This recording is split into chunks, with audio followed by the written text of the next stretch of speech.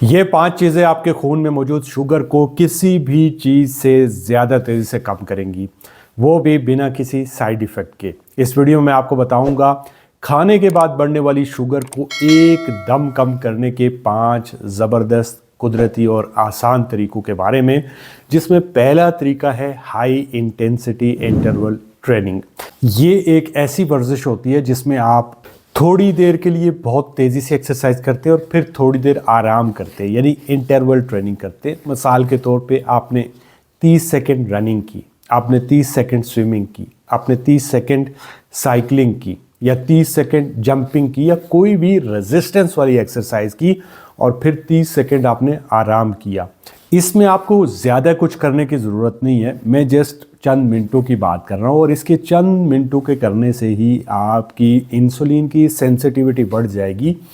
Insulin अपना काम करना शुरू कर देगी और आपके खून में मौजूद शुगर को आपका जिस्म जल्दी जल्दी इस्तेमाल करने लगेगा। क्योंकि जब भी आप अपने पट्टों पर प्रेशर डालते हैं, इनको सिकुड़ने पर मजबूर करते हैं, तो ये शुगर को इस्तेमाल करके तेज़ी से खून में शुगर के लेवल को कम करने लगते हैं। अगर आप रोज़ाना या हफ्ते में सिर्फ 3 दिन 5-5 मिनट के लिए सुबह शाम ये एक्सरसाइज करते हैं, तो इसके करने से आपकी शुगर लेवल तेज़ी से नीचे आएंगे। आपके खाने के बाद की जो शुगर है वो नॉर्मल रहने लगेगी, और साथ में आपको फ़ायदा ये होगा कि आपके जो शुगर लेवल ज़्यादा होने लगते हैं उनको मेंटेन करने में आपको मदद मिलेगी। दूसरा तरीका एक सप्लीमेंट है जिसके ऊपर हमने ऑलरेडी वीडियो बनाई है, जिसे बर्बरीन कहते हैं। ये जो बर्बरीन होती है इसे नेचुरल मेटफॉर्मिन भी कहा जाता है। अगर आप शुगर के मरीज़ हैं तो आपको पता होगा, आप मेटफॉर्मिन या ग्लूकोफेज खा रहे होंगे। बर्बरीन नेचुरल मेटफॉर्मिन है जो कि एएमपी के नामी एंजाइम को एक्टिवेट करती है, जिससे आपको शुगर लेवल को कंट्रोल करने में मदद मिलती है। ये इंसुलिन रेजिस्टेंस को कम करती है। वेट लॉस के लिए इसका इस्तेमाल किया जाता है।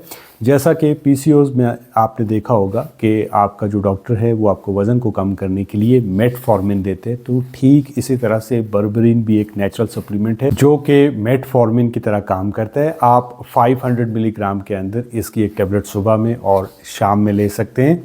बट हैविंग सेड दैट, अगर आप शुगर की ऑलरेडी कोई दवाई खा रहे हैं तो ये दोनों खाने से आपका जो शुगर लेवल है वो लो हो सकते हैं। इसलिए आपने अपने डॉक्टर से मशवरा करके ही बर्बरीन का इस्तेमाल करना, और ये पाकिस्तान में अवेलेबल भी नहीं है, आपको बाहर से ये मंगवानी पड़ेगी।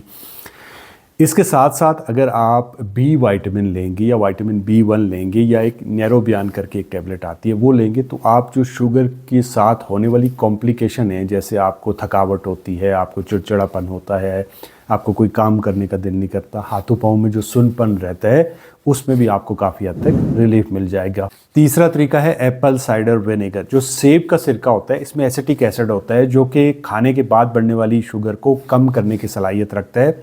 अगर आप खाने से 15 मिनट पहले 1 चम्मच एप्पल साइडर विनेगर का 1 गिलास पानी के अंदर डाइल्यूट करके मिक्स करके स्ट्रॉ की मदद से लेते हैं, तो इससे आपकी खाने के बाद जो बढ़ने वाली शुगर है वो कम हो जाती है। रीज़न इज़ कि जो एप्पल साइडर विनेगर के अंदर एसिटिक एसिड होता है, ये जो आप कार्ब्स खाते हैं, जो आप सिंपल रोटी खाते हैं, ये जब ग्लूकोज में कन्वर्ट होती है तो इसके अमल को सुस्त कर देता है, जिससे ये ब्लड शुगर लेवल को खाने के बाद अचानक बढ़ने से रोक देता है। ये ख़ास तौर पर उन लोगों के लिए है जिन लोगों को खाने के बाद अचानक से जो शुगर लेवल हैं वो बढ़ जाते हैं, और अक्सर ऐसे लोगों ने गोली अपनी जेब के अंदर रखी होती है और खाना खाने के बाद वो फ़ौरन ले लेते हैं।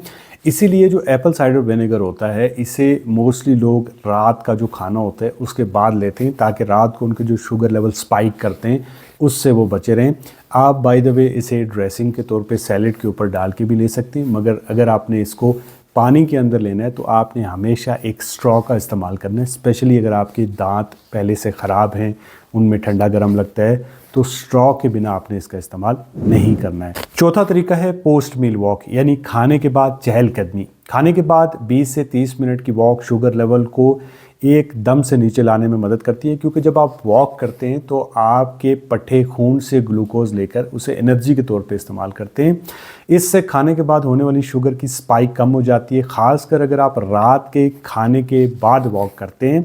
इसका फ़ायदा ये होता है कि आपका कोलेस्ट्रॉल लेवल नॉर्मल हो जाते हैं, आपका ब्लड प्रेशर जो बहुत ज़्यादा होता है वो आप देखते हैं कि सडनली नॉर्मल रहने लगता है, आपकी शुगर लेवल मेंटेन रहने लगती है, खाने के बाद शुगर बढ़ती नहीं है।